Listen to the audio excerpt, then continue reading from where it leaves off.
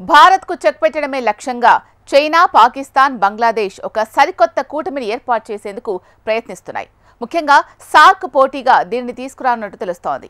ఈ దిశగా దక్షిణాసియాలోని మరికొన్ని దేశాలను కలుపుకొని వెళ్లాలని నిర్ణయించినట్లు పాకిస్తాన్కు చెందిన ఒక పత్రిక సంచలన కథనాన్ని వెలువరించింది.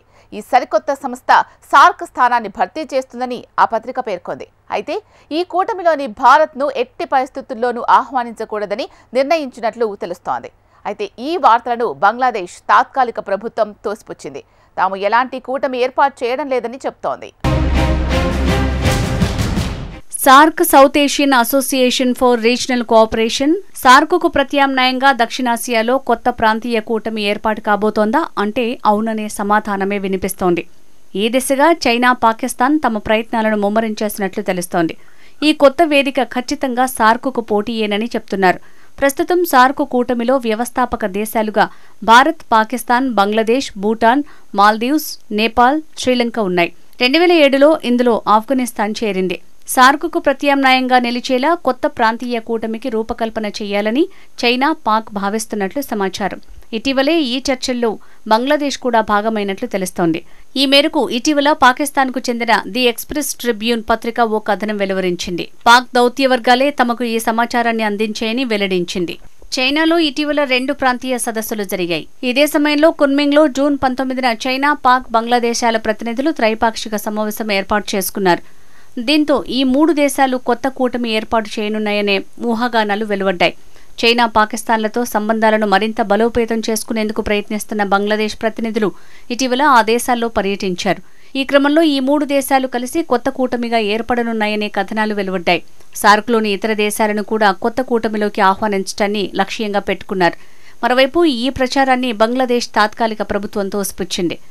అది రాజకీయ సమావేశం కాదని, కొత్త అలయన్స్ ఏమీ ఏర్పడటం లేదని వెల్లడించింది.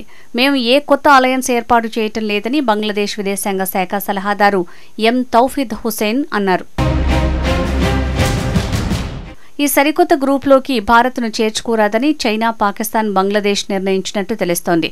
దీంతో పాటు మాల్దీవులు, శ్రీలంక, ఆఫ్ఘనిస్తాన్ ఇందులో భాగస్వామ్యమయ్యే అవకాశాలున్నాయి. వాణిజ్యం, అనుసంధానతతోనే ప్రాంతీయ సంబంధాలను బలోపేతం చేసుకోవాలన్నది ఈ గ్రూప్ లక్ష్యంగా పెట్టుకుందని పాకిస్తాన్ పత్రికలు చెప్తున్నాయి. ఈ కొత్త బృందం మొదలైతే ఇప్పటికీ అచేతనంగా ఉన్న సార్క్ పూర్తిగా కనుమరుగయ్యే అవకాశం ఉంది. భారత్ను పక్కన పెట్టే ఉద్దేశంతోనే ఆ సమావేశం జరిగిందా అన్న ప్రశ్నకు బదులిస్తూ 3వ పక్షాన్ని లక్ష్యంగా చేసుకున్నది మాత్రం కాదన్నారు. దీనిపై చైనా, పాక్లు ఇప్పటికే వేర్వేరు ప్రకటనలు చేశాయి.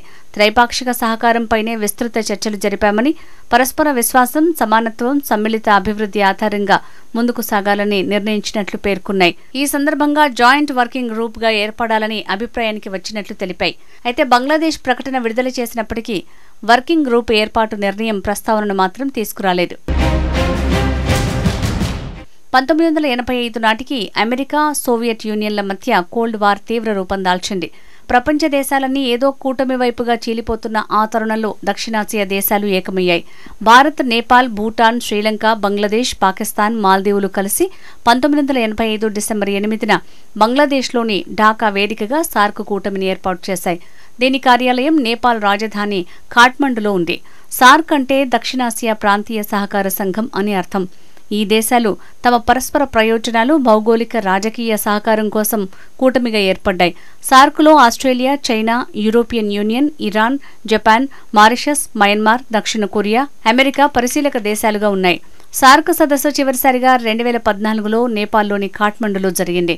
2016లో పాక్లోని ఇస్లామాబాద్ వేదికగా సార్క్ సదస్సు జరగాల్సి ఉండగా ఆ ఏడాది సెప్టెంబర్ 18న భారత్లోని యురిలో ఉన్న ఆర్మీ క్యాంపులో ఉగ్రదాడి జరిగింది. దీంతో ఆ సదస్సుకు భారత్ గైర్హాజరైంది. బంగ్లాదేశ్, భూటాన్, ఆఫ్ఘనిస్తాన్ కూడా సదస్సుకు రాలేమని చెప్పాయి. దీంతో సదస్సును వాయిదా వేస్తున్నట్లు పాక్ ప్రకటించింది. మళ్లీ ఇప్పటి వరకు సార్క్ సదస్సు జరగలేదు.